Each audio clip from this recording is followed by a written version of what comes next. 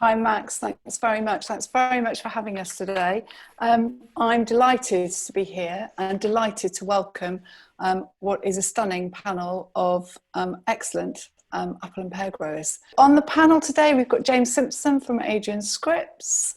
We've got Tony Harding from Worldwide Fruit, Ross Gotham from AC Gotham and Son, and Ben Bardsley from Bardsley, England. And finally, James Smith from Loddington Farms. Yes, I was just going to explain to everybody that we've got some slides to share with you to bring you up to speed with where we're at and the activity that we're doing this year and the plans that we've got. But we've got 3 opportunities throughout this hour session to ask questions. You've got a great panel this afternoon, and I would really appreciate it if you could at the bottom of your screen, you've got a Q&A button, Q&A, and if you want to populate that with questions for the panel, we'll have 3 opportunities throughout the hour for you to fire questions at us. So for today's agenda, we are going to cover 3 areas. Firstly, the 2020 season as we see it at the moment. We inevitably have to talk about COVID-19, and then we'd like to talk to you a little bit about the future as we see it as a board of British Apples and Pears.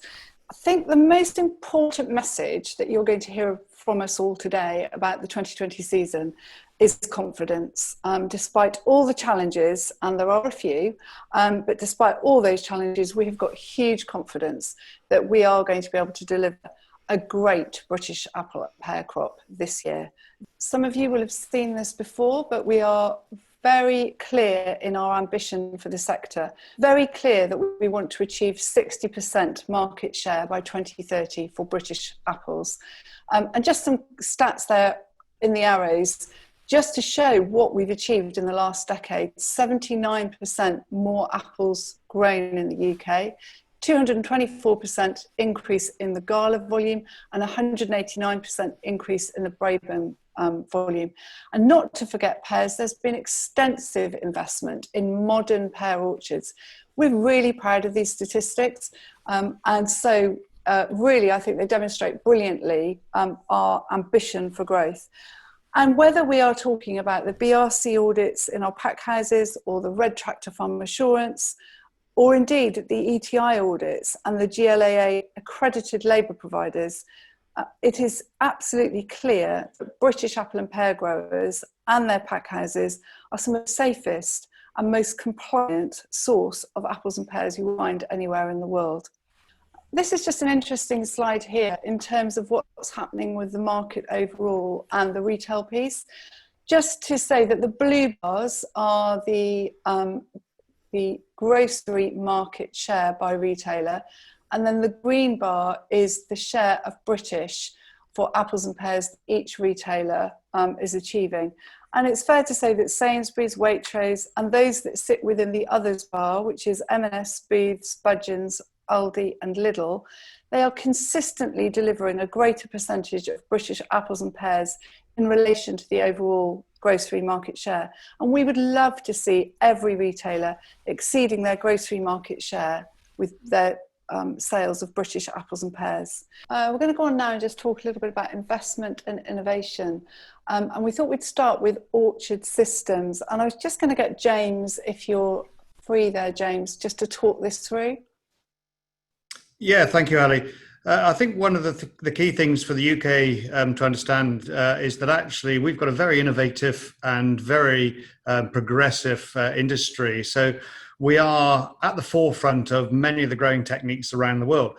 So we're looking at making our orchard systems what we're calling robot ready. But of course, they also drive efficiency for the current situation where we're working by hand. So we're trying to grow a more intensive planting with more cropping wood per hectare on a 2D system that brings the fruit closer to the trunk. So we're both improving the quality of the fruit and the efficiency of harvesting. And what we're finding through all of this is that actually the environment, ecology and efficiency all go hand in hand. So we can see that many growers are putting new orchards in with mixed species planting, not around the headlands like we may have done traditionally or on the edge of orchards or a piece of the orchard that we're not cropping, but actually right in the orchard, up and down every row.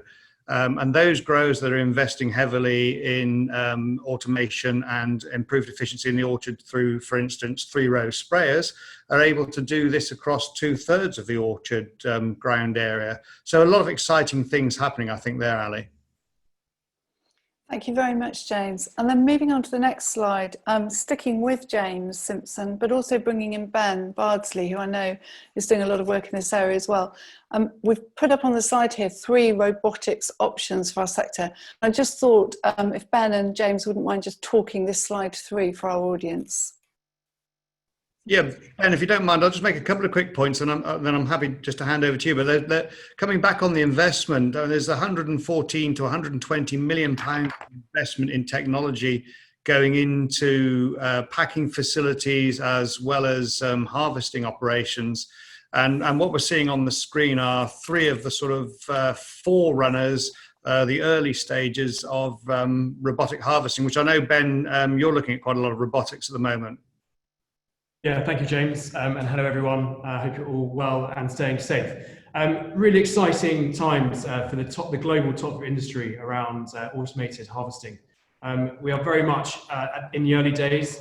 If you look at the early days of the social network, it wasn't Facebook that came through in the end. It was other companies such as MySpace, if you can remember that. So there is going to be a lot of evolution in this space over the next 10 years. But it's not just robotic harvesting. There's a lot of other great ag tech technology coming through.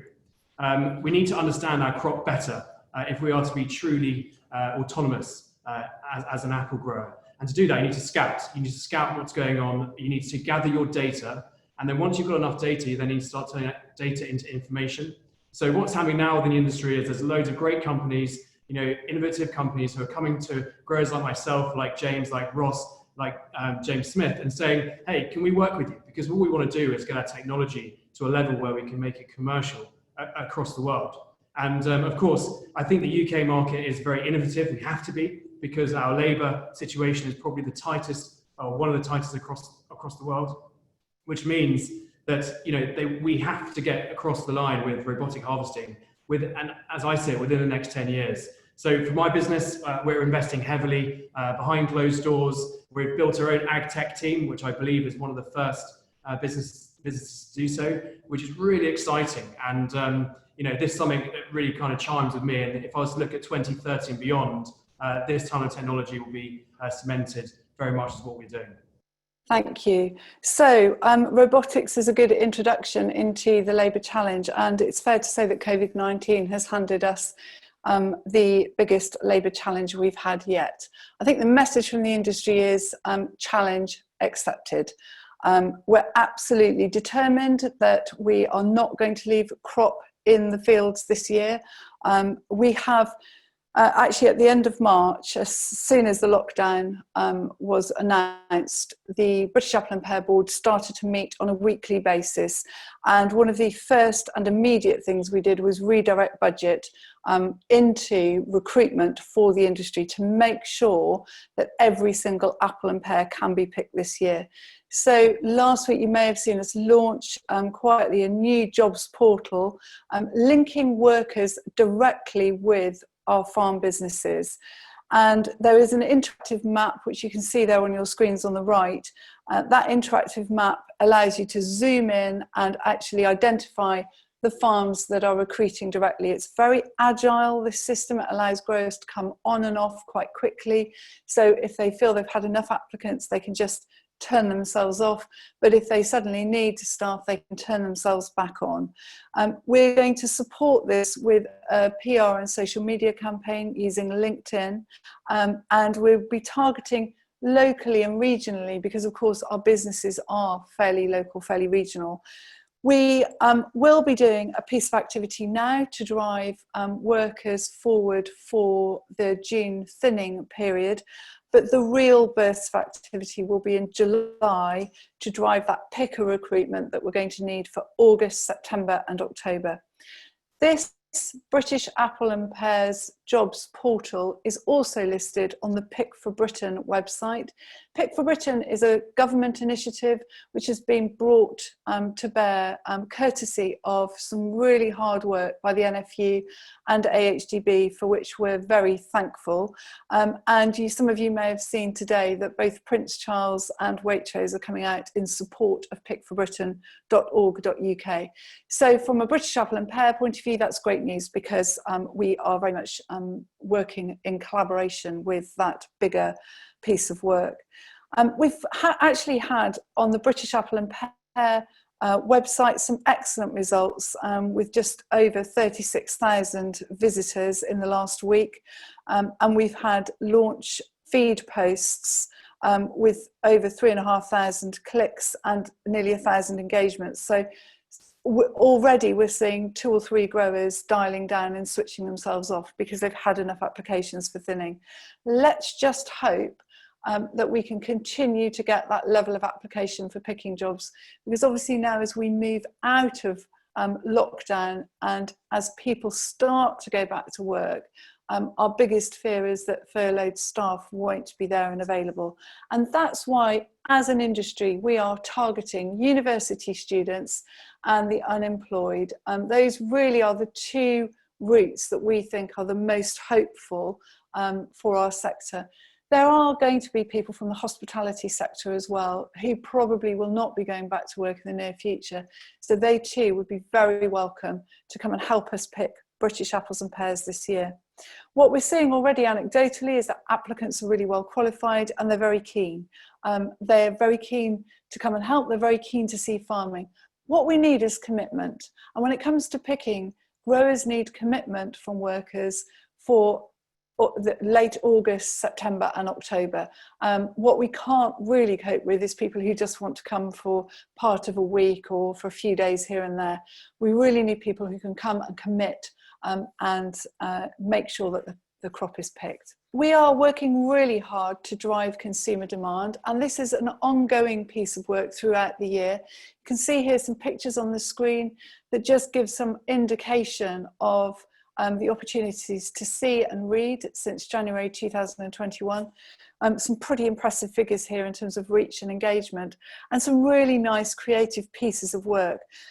Our mission is quite simply to increase the consumption of British apples, and an apple a day remains at the core of that. Sorry about the joke there. It's all about the health messages, it's all about snacking and snack swaps, and of course sustainability. We've got some great little pieces of work. We've established that 3 p.m. is the perfect time of day to reach for that apple, as well, of course, as breakfast, lunchtime, and after supper. It's the perfect snack. We've also started to identify some great gut health and immunity attributes. So we really do want British supermarkets to make British apples and pears even more available and even more visible in store, because we're doing a lot of work out of store to drive that demand. In fact, over £1 million has been invested by British apple and pear growers over the last 3 years to drive that consumer engagement and demand. And that investment is increasing as we go forward each year. So I just want to share, we felt it was really important to share with everybody our plans for this year. And one of the main reasons for having a webinar, wanting to do an event with the trade in May, which we've never done before, was to really make sure that our focus for the start of the British apple and pear season is absolutely at the start of the season. And obviously, the sooner we share those plans with you, the better. We're delighted to announce today a collaboration with Raymond Blanc, who has agreed to endorse and help us celebrate the start of the British apple and pear season. And we have nailed the date of the 5th of October 2020, that's a Monday, as the date that we would like to see our activity and retailers get behind to drive people into stores to buy British apple and pears. So the 5th of October 2020, that is the date that we really want everybody to leave this webinar remembering. We are really pleased that Raymond Blanc has agreed to work with us, and we're very excited. He wasn't able to join us today, but he has recorded a short video for us all. And I just want to say before we see that video, there are no production values here. There is no production crew. Raymond did this directly into his phone by himself with no crew, no script, no help from us. Another COVID-19 challenge, and I would say another COVID-19 challenge accepted.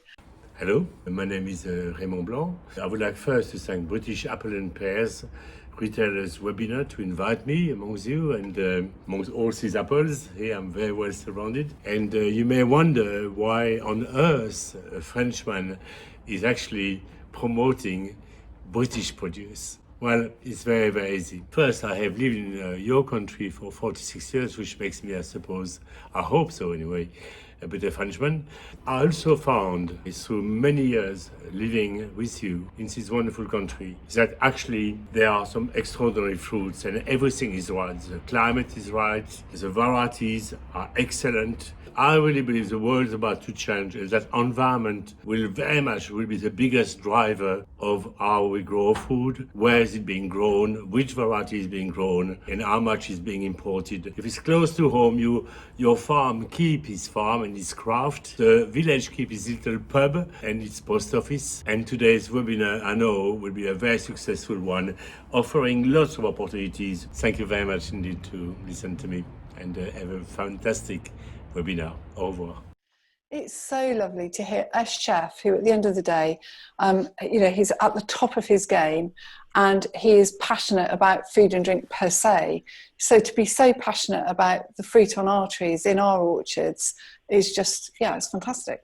And he covers, I believe, all the demographics from the little ones all the way to the proverbial silver surface. Are you able to tell us how you're going to deploy him for the launch in October, or is that secret? Not entirely. It's a bit like today. We were going to be in London today. We were going to be in a beautiful botanic garden talking to the trade, and COVID-19 is meaning we've got to reshape all our plans. We were looking at a live event for October the 5th. I'm just not sure. I don't think that is necessarily going to happen. So we're now looking at how we can turn that into a virtual event and perhaps use some broadcast media to help us do that. But we've got some work to do to unpick what we had got planned and reshape it all. But the most important thing is that we've got Raymond Blanc's support and that we've got this collaboration, which I hope we will be able to go forward over the next year or two with.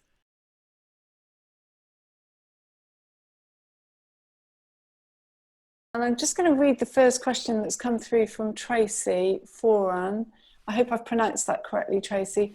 On labour, why is no one in the industry looking at seasonal demand of different categories and showing the resource, e.g. mushrooms as winter is high demand and you need more workers, summertime low peak, and labour could be shared to pick fruit crops. I understand different skill sets, however, this could be taught to give a more sustainable yearly income for farm workers. Tracy, it's a really good question. I'm going to have a go at answering that first and then see whether any of the other panel members would like to come in. One of the difficulties when you live in a first world economy and you have to pay rent or a mortgage is that seasonal work by its nature means that you've got to follow the work around the country in order to have a year-round income. And for many people, that isn't something that they want to do. For many people, they want to live and work in one place. So that's one of the first complexities to the question that you've asked. I think the other issue there is often, particularly mushrooms, actually the rolls are often fairly year-round. And the peak rolls, whether we like it or not, the peak rolls really are from May through to October. If we take the 70,000 seasonal rolls in horticulture in the UK, 33,000 of those are for soft fruit and 10 to 12,000 are for apples and pears. So the big slug of it is in the hand-picked fruit that needs to be picked really gently and very delicately so it isn't bruised. I can assure you though, and I'm slightly putting on my NFU hat when I say this, the sector is the most collaborative, works really closely together. And this year, I would say, that collaboration has come to the fore. We have got labour providers and farm businesses working really closely together and supported by the government who have, for example, given a derogation on the GLAA licensing so that all farm businesses without cost this year will be able to apply for a temporary licence to ensure that they can share workers. So I think an awful lot of work has been done in that area. I don't know whether anybody on the panel would like to add anything. Nobody's jumping in. I'm going to just move down. Oh, Ross, go ahead.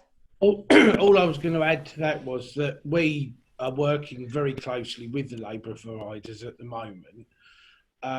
We're looking at using cherry harvesters and those sort of things. When they've finished in the summer, they can move over to us. There's then work in the pack houses and those sort of things up further on. So we're trying to work together to give a much longer term job rather than just the short sort of 10 or 12 week window that it normally is. That's brilliant, Ross. And I've heard of similar initiatives going on locally to us. So yeah, no, I think I think everybody is very collaborative in the sector. I'm just looking down the questions. Guy Morton has come in with a question around whether the UK supermarkets have offered support for the 5th of October initiative. Guy, we're actually announcing this today. So in fairness to UK retailers, they weren't aware of it until today. However, I've been very pleased to see 1 or 2 retailers already coming forward last week and the week before, just to Sarah and I, asking for information about how they can support the sector. That's really pleasing at this point in the year. So I have every confidence that they will indeed come forward. I don't know, again, whether any of the rest of the panel who are talking to retailers regularly would like to come in on that point. Can I just have a word, Ali? Because it's fascinating that when you look at a conventional supermarket, it has 35,000 different lines. And now where they're looking to go with a new reset, the new norm is that they're looking to potentially get that down to core items, especially for the short term. So presumably that's going to fall right into your apple basket, bread basket in the respect of your offering. So let's just ask this, James Simpson, do you think with this new market norm that we're seeing and with everyone working collaboratively, that actually there's going to be, from a negative of COVID-19, there's going to be a great ongoing success for your sector, James? I would hope so, Max, and there's certainly great potential there for it. I mean, the health benefits alone would suggest that we should build some momentum behind apples and hopefully behind the British brand.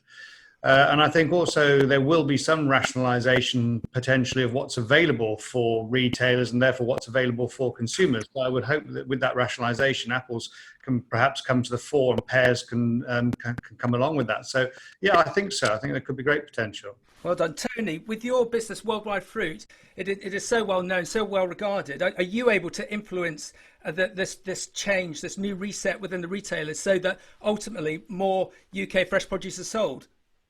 Well, I think when you look at the kind of Kantar last 12 weeks data, I think across the board on produce, we're seeing strong growth in all areas. And I think there's a seasonality piece that comes into play here, looking at some of the data. So certainly I would like to think as we approach the start of the UK season with plentiful volumes, high quality product, real kind of strong halo message out there around the industry.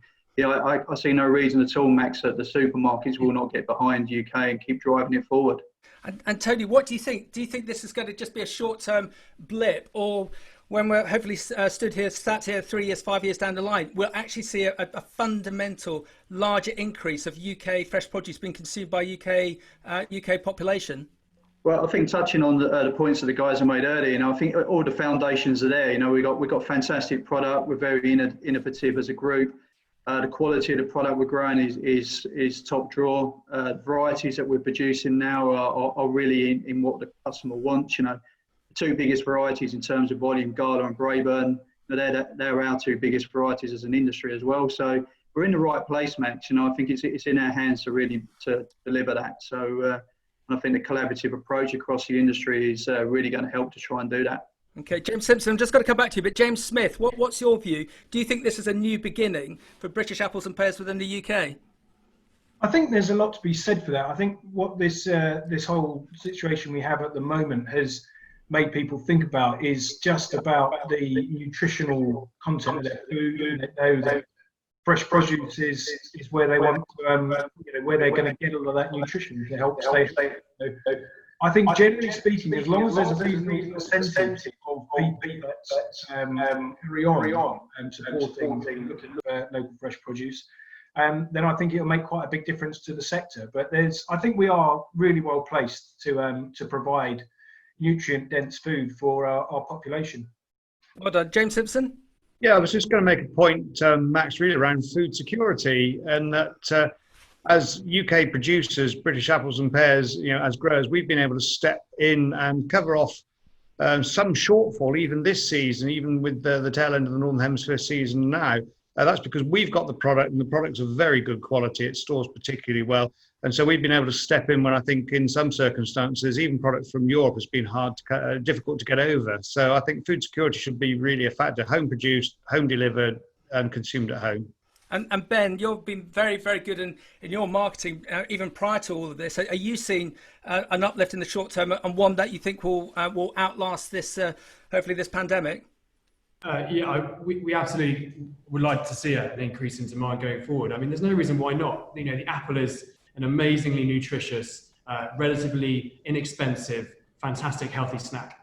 Okay, and the consumer has probably gone away from us in the last few years, but now they're coming right back to us, and they're really enjoying the fantastic product. As Tony said earlier, there is no one better out there who's producing, the Gala, Braeburn crops that we're doing. So, it's all about repeat customer. It's making sure that as English growers, we're giving our customers exactly what they want, the right quality at the right price, and they'll keep coming back. Long live the apple. Well said. Ali, over to you. Someone once said to me, never waste a crisis. And we're only a third of the way through this presentation, but by what you already have got set up, you look to be in a very good place to assist the nation to fight the situation we're in. I think we've got the perfect fruit, actually, in terms of what's happened with shopping habits. And we're all being forced to just go to the supermarket once a week. That suits apple and pear purchasing very, very well. So never one to want to take advantage of a health crisis, to be honest. But I do think apples and pears are a perfect solution for consumers looking for a healthy option to have at home, rather than what I would describe as a wrapped snack. Max, do you want to handle some of the questions that are coming in? Absolutely.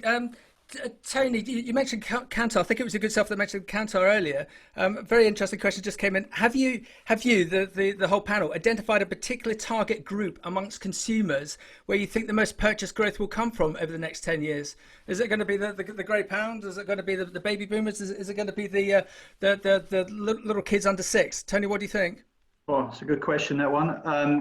I think one of the key points around the English producers, British production, is the variety of the selection of varieties that we're growing. We're growing something for everybody, really. We've got sweet apples, we've got tart apples, apples for cooking, snacking apples, and I think really we should be appealing to everybody, Max. It's penetration on apples at consumer level is extremely high.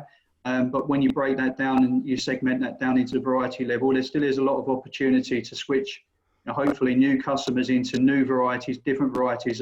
Instead of cannibalising what they would normally buy, they're buying additional apples in alongside some of their core favourites. So I think it's a broad campaign, I think, Max, and it's, as touching on what Ben said, I think the key thing here is delivering reliable quality, at good value. Everybody knows the health benefits of apples, so yeah, I think it's a lot of opportunity. Ross, what do you think? You grow, like everyone else, some amazing fresh produce, but sometimes it could be overlooked because it doesn't have a brand, but it sells itself, especially when you bite into some of your apples for the first time. Do you think that might be the way to go to get influencers to start eating more fresh produce, to influence the Joe public to eat more fresh produce? Well, I think if you look back at, say, the last 20 years, we've probably gone from 20% market share up to around where we are now at 40. So we've done well, but there's still a huge way to go. And I think a lot of that can be linked into the products we've got now are far superior than anything in Europe. We've got the ability now where we can store fruit around for 11 months of the year on Gala. We're looking at 12 months supply. So we need a product that can be there day in, day out, that every day the consumer goes in, they can pick that apple up and be guaranteed it's British and good quality. Ross, well done. James Simpson, that's a very good point. That's one of the listeners has just dialed in. Do you think it's going to be more key now for the UK consumer to know where the apples and pears have come from, literally to the farm, to the field? Do you think that would be advantageous?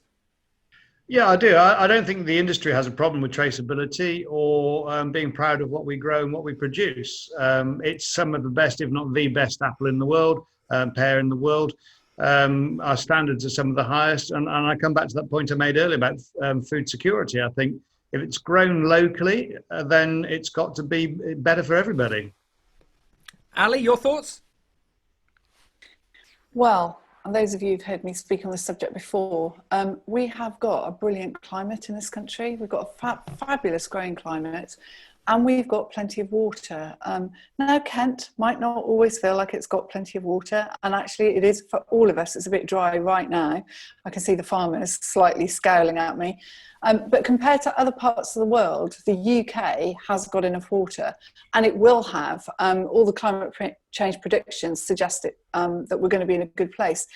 One might argue we need better investment in water infrastructure, but we've got a brilliant climate for growing apples, and because of our climate, our apples grow and ripen more slowly, which means they taste fabulous. So absolutely, I think we've got everything as a nation that we need to grow the best apples and pears in the world. I'm just going to answer a couple of other questions then, Max. Fire away, please. So we've got strong customer support to buy into UK fruits and a grower base that can service the demand.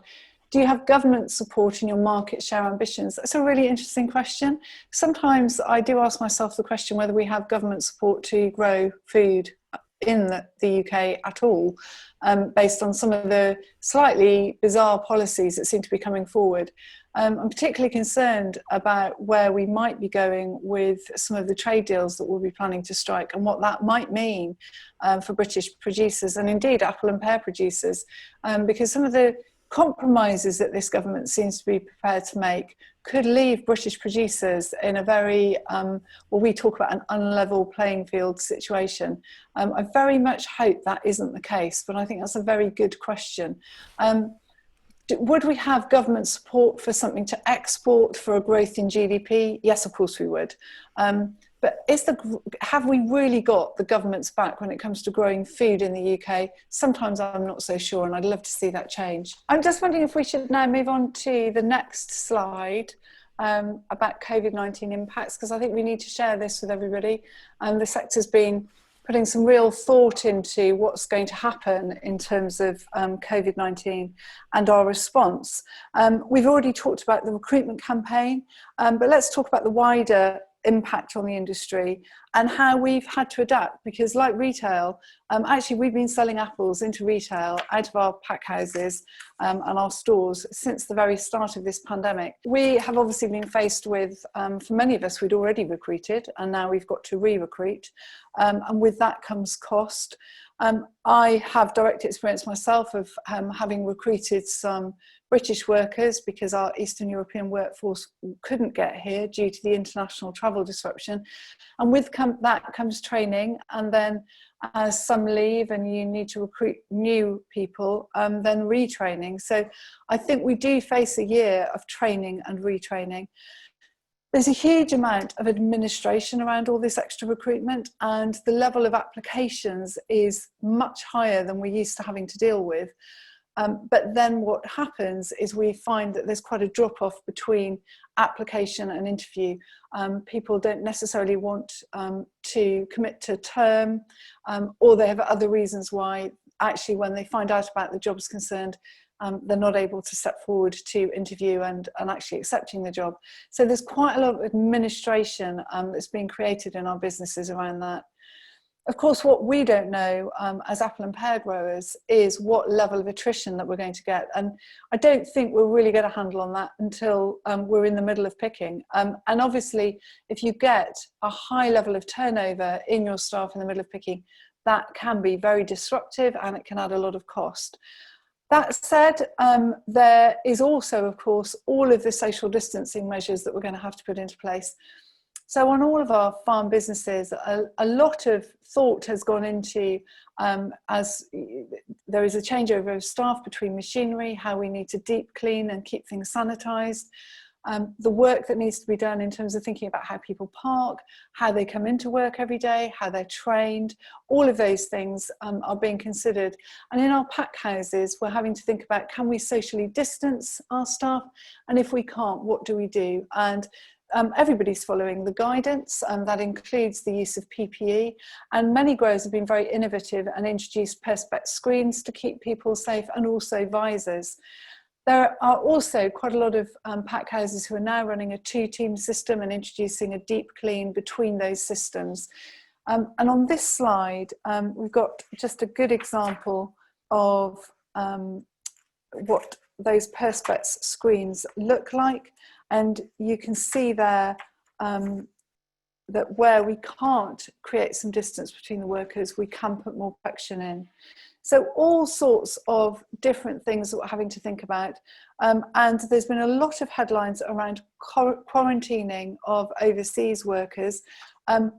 Together with the NFU, we've been lobbying government to make sure that if the workers come in as a separate cohort, and that they can be accommodated as a separate cohort, and also go to work as a separate cohort, that they'll be able to arrive and work from the first day in the UK. We don't have that announcement yet. We are hoping to hear from the government this week on whether or not we've been successful with that lobby. So we're going to move back to some questions and answers now, Max. If we could go to the next slide, please. A lot of businesses we know have been adversely affected by the labour issues. Ross, how have you got on? So far to date, at the moment, with the pack house side of it, we've been pretty good. We employ 98% direct employees, so we've had the same crew from September right through till now. So the packing side's been fairly okay.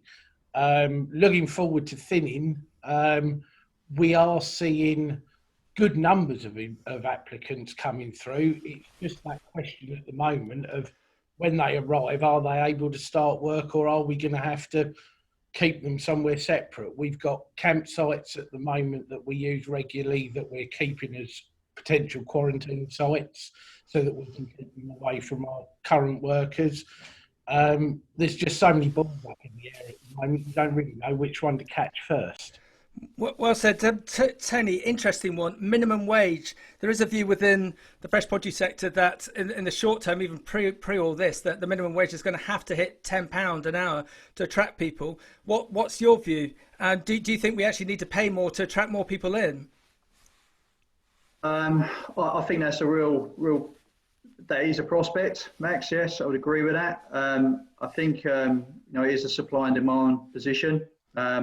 We're not just competing in our own marketplace here in the UK. It's also, the whole of the produce industry is competing against itself from a European perspective as well. So, we've got to be competitive in rates of pay and to attract the people here. But it's not just about pay, Max. It's also about what else you can give the workers. And I think, Ross just touched on it earlier. I think the returnee rate in top fruit in particular is extremely high. We've been blessed and as an industry really in having high returnee levels.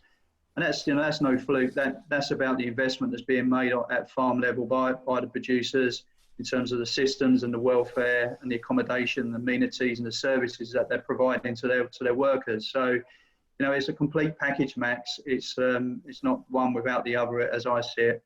No, well said, Tony. And James Simpson, your experiences in your particular pack houses, the measures that you presumably have put in, are they? How do you plan? Are they going to be permanent, or are they just for the short term? And how are you and your staff getting around them?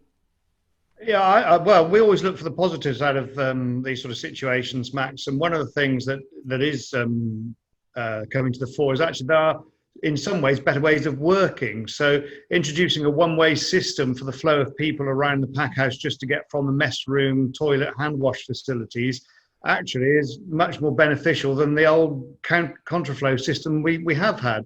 The screening, the photograph you saw there is just one of the screening implementations that we've made. Actually, that's working very well for us to increase productivity, or I dare say it really, but actually cutting down on a little bit of the socializing in the back end, which means the productivity's gone up. So yeah, I think there are some positives. I think we will be keeping in place some of the measures we've introduced through this. And like everybody, yeah, finding labour is a challenge, but I think it's in part related to COVID and the government and policy. But actually, we've seen a long-term trend in a decline in the availability of labour, both from within the UK, but particularly from within the UK. If we go back 15, 20 years, which we don't often think about, I would say that 80% of our fruit picking labour was UK or student, people on holiday from work. If we look at it now, 80% then. If it's 8% now, I think somebody's doing incredibly well to have 8% UK labour in a picking gang. Well done, James. And Ben, how do you find new recruits from the UK compared to experienced workers or workers from overseas? Do their productivity levels, do they compare, or is it completely different? I think Tony touched on it a second ago. These guys come back year after year, and returnees are highly skilled individuals who really understand how to do a harvesting job. To pick apples and pears is not just a 5-minute learning job and you can do it. You've got to hone your skills. So those people that have come back year after year are much better placed to come in, hit the ground running, and importantly for them, earn a lot of money per day. That's all they're here to do, is earn a lot of money, and we massively encourage that perspective. The UK workforce, we are seeing that they haven't potentially got the right mindset as to what's in front of them. This is very general, by the way. This is not specific in any way. Of course. But when people are applying to us from the UK workforce, we've got a pretty strict criteria of points they have to pass for us to then consider them for an interview to get the job. And that is around, are you prepared to work long hours? Are you prepared to work in all weather conditions?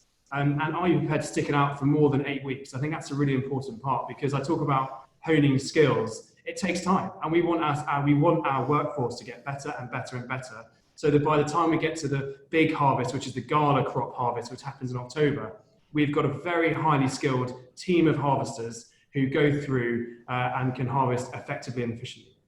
Ben, well done. James Smith, if you read the Daily Mail says that none of this year's harvest is going to be picked because there's no one out there willing to pick, or they haven't got the ability to. Do you think this harvest for 2020 is going to be picked? Yes or no? Yes. And why are you so confident? I don't read the Daily Mail for a start, so I wouldn't be sure quite what they're getting at. But I think there are definitely going to be challenges, and as some of the other panelists have said, the key challenge in most farming, and especially in fresh produce, is just getting the right job done at the right time. So the challenge is going to be around those pinch points. So those of us that grow a high percentage of gala, about just getting the job done and getting it done well. The better we can get it done, the better our offer to the consumer. I think there are going to be challenges around getting labour in. I don't object to people of any nationality really turning up on farm and being prepared to do a good job. I've got a guy who's normally an estate agent that is currently working for me as a tractor driver, doing a great job. So I think, the doors are open. As Ben says, we as employers have to take this seriously, that we can't just have people turning up and thinking it's the darling buds of May and they can have a wonderful time while swanning around on an English farm. It is hard work, and these are, we're all now running, professional businesses. So the recruitment is serious, and there just seems to be this sort of presumption that UK farming is just sitting there waiting for any old person to turn up and do some work, and it's simply not the case. Well said. Ali, you've been well documented, as I think you mentioned earlier, about the very high retention rate of British pickers, British staff that you've had in. Is that still the same a couple of weeks after you've made various comments to the press? It is actually. Brilliant. Mainly because the normal work or studies that they'd be doing just isn't there. That the university students we've got cannot go back to university. and the only worker that we've lost actually has had to go home and self-isolate because a member of his family has come down with COVID-19. So yes, but I think there will be concerns in the industry about as people start to go back to work. But there are plenty of applications coming through, and I think the energy that we're seeing as a sector in pickforbritain.org.uk, in the reallocation of budget that British Apples and Pears has done into our own jobs portal, there is a huge determination that this crop is going to get picked this year. Fantastic. And we mustn't avoid one question that's come in a couple of times. Packaging, the sustainable packaging seems to have taken a back burner due to COVID-19. Are suppliers still working towards meeting the deadline requirements of the different retailers? A great question from John Harrington. Ross, can I throw you that hospital pass and see what you think, please? Yes, of course you can, Max. I would say we haven't lost sight of looking at sustainable packaging since the start of the crisis. What I think the crisis has shown us is that actually the consumer still wants to buy product that is pre-packed, because definitely during the last 8 weeks, sales of loose or unwrapped items have definitely declined significantly. So there is still a perception from the consumer that something that is wrapped and packed is a lot safer product. What we as an industry need to do is look for those solutions that are kind to the environment. We've gone through probably 10 or 12 different types now, looking to try and find that works, that is the most efficient. And if you look at plastic as a whole, it's probably less damaging for the environment to have a bit of plastic around some apples that are packed and grown in the UK than it is to import fruit from New Zealand or South America, for example. Boom. So we have to weigh up the pros and cons of everything. Yeah. Tony, your views? Yeah, just echoing what Ross says there. I think the whole COVID thing for us as an industry, we're an essential industry, so things may look a bit different in the pack house, but it's still business as normal. It's just kept going. If anything, it's been stronger. So a lot of the work patterns that see in the background in what we do as well have kept going. So that we're like Ross really, we're still focused on trying to find more sustainable alternatives for packaging. The demand for loose has certainly fallen off a cliff since COVID. That's for sure. So yeah, where it'll all go, but I don't see this going away. This isn't something that I think retailers will take their foot off the gas. There will be a refocus, I think, once we get into the new norm, and I think we're nearly there now. So yeah, I see there's a lot of work already gone in the background with manufacturers on this. They're all striving to find the kind of the silver bullet solution, really. So, and it's probably not a million miles away. So yeah, I think it's an area we'll keep progressing. Tony, well done. And a great comment just in from an anonymous attendee. As growers, would you endorse full digital traceability on British apples, making British apples the most transparent in the world? Would this lift the brand to the top? We've said it before about 6 out of 10 kids don't know where fresh produce comes from. What a great thing to be able to pick up a pack of apples or a label on an apple and with a smartphone do the QR code and get a picture of Ross or James or Tony or James or Ben or Ali and perhaps see a video of your farm. I'm sure that is all capable. Ali, we are galloping away and doing very well. Do you want to get back into the presentation, just looking at the times? Yes, please. That would be great. We'll just do the last couple of slides. You won't be surprised to hear us say that we intend to continue putting an apple a day at the front and centre of what we're doing. Obviously, labour continues to be, as you've heard from the Q&A session, probably one of our main concerns, and we are very keen to ensure that we continue to bring labour, our amazing, loyal European labour, that we continue to work with the government on the expansion of the seasonal workers scheme. But there is a real commitment, and I think you've heard it from the board and our panellists today, around recruiting British workers for this season and beyond. So there's lots of exciting stuff going on. I think where I'd like to just bring the focus now is to how we can get the in-store presence to focus on British apples and pears this season. And what we really want to do is to see the new season fruit on display and widely available from the beginning of October, that date again, the 5th of October 2020. And what we'd like to see is Ireland support, strong British origin, both in the store but also online. In some cases, it's quite hard to make that choice for British online, and we would definitely like to see retailers supporting origin choice in an online as well as in the store environment. We would like to talk to retailers about the opportunities to do in and out of store sampling. We think every retailer should be sampling fresh British apples when they've just come into store. There is nothing better, there's nothing tastier, nothing crispier, crunchier. So we would really encourage British retailers to think about in-store and out-of-store sampling. And of course, I think every retailer can get behind us in terms of the social media plans that we're putting forward. And when we are clearer on our campaign launch activity, we will share that with retailers, and it would be great to see every retailer getting behind our activity on their social media platforms. We are determined to be able to not only pick the crop, but to supply 2020 apples and pears for a full 12 months, all the way through into next year. To summarise from today then, we continue to have a big ambition to grab 60% market share for British apples on UK supermarket shelves. There is a real investment by growers and packers in the future, and that investment is in the innovation that will enable us to robotically pick, that will enable us to become more and more efficient in our pack houses. So that investment in innovation is where we see our future. And COVID-19, yes, it has brought us challenges, but I think as usual with growers, with farmers, with our pack houses, we're a resilient bunch and we're very solution orientated. And I think we've already found many of the solutions to get ahead of this year's problems that we've been thrown. And that's a good place to be at this point in the season. I think finally, I just want to leave everybody with that date again, Monday, the 5th of October. And we're really, really excited about this season, despite all the challenges. And we want every retailer to be as excited and to smash those market share figures this year. So if I could leave the retailers with one challenge this year, is please smash your market share figures on British apples and pears. We're getting a lot of questions in. Can everyone join back in?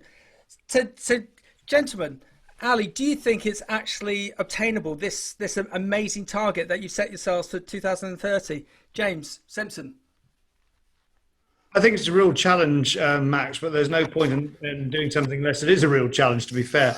And I think, yes, it's achievable, but it will need retailers to get behind British apples and pears. I mean, we as an industry are prepared to get behind our product. We're investing heavily in our orchards, in our infrastructure, in our labour, in our ag tech, in everything.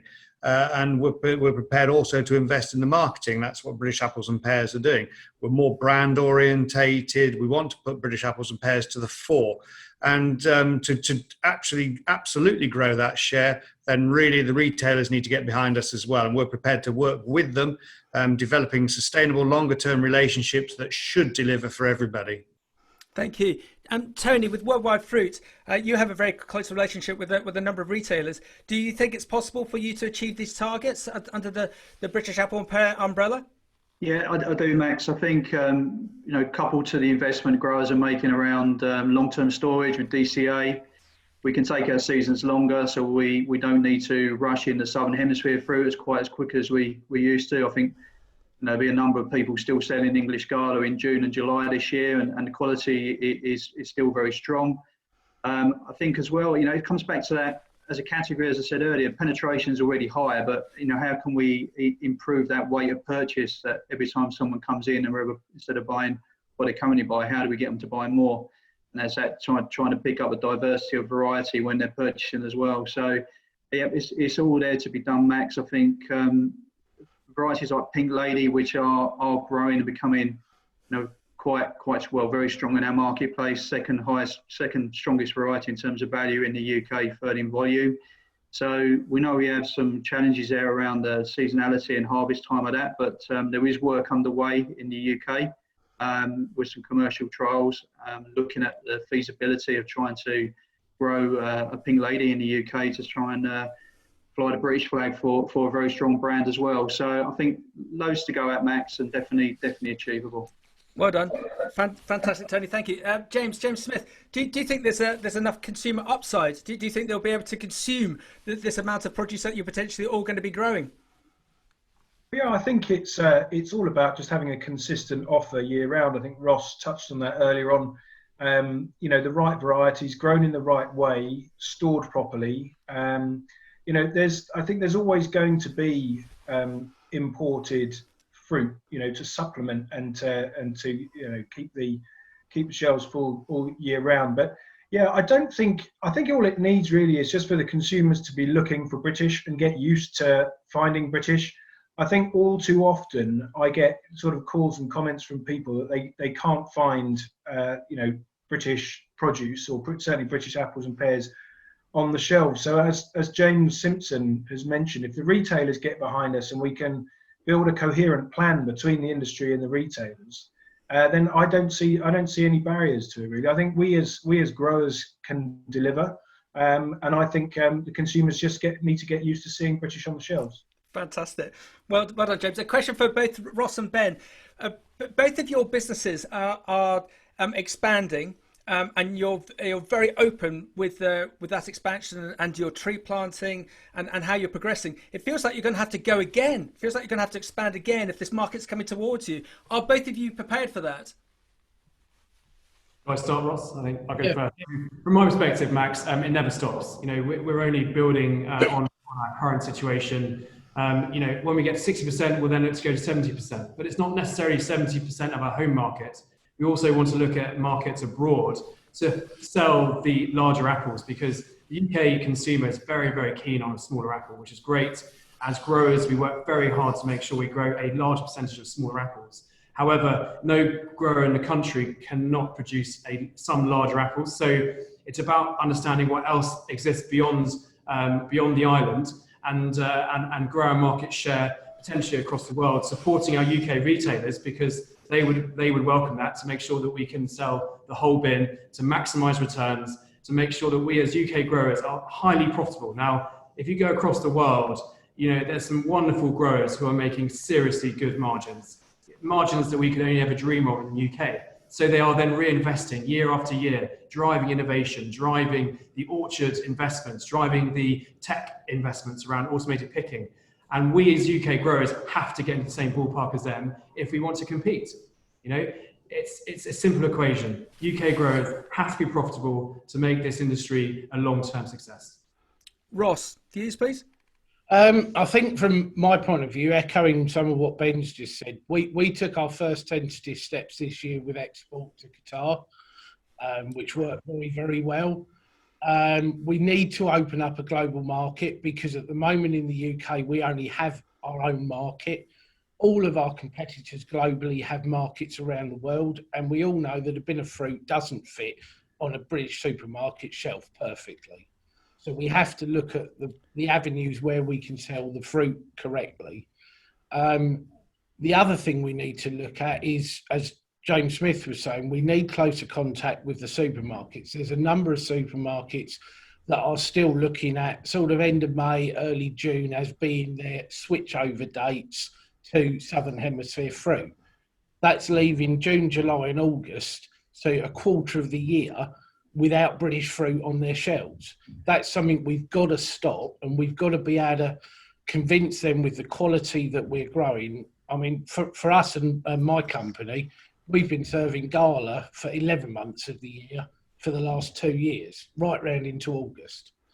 So the technology is there, the ability is there. All we've got to do is plant more apples. We simply haven't got enough at the moment. With a 40% market share at the moment, there's a huge growth potential there, but we've all got to have the faith to plant more. And so to everyone, do you think, really good point by Ross, do you think that is that's the key point, to get the retailers and other customers, whether it be food service or direct consumers, to be influenced more to fill these gaps in the shoulder of the UK domestic market? What do you all think? Please pile in.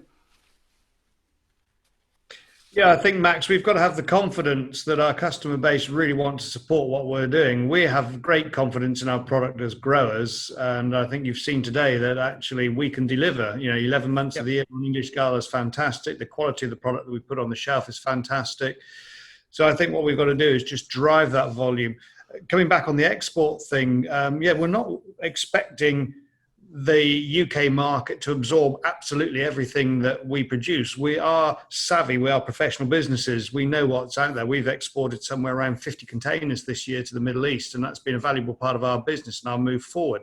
But our core market, our best market, is absolutely here in the UK, and I think as a grower base we can drive that forward. James, well done.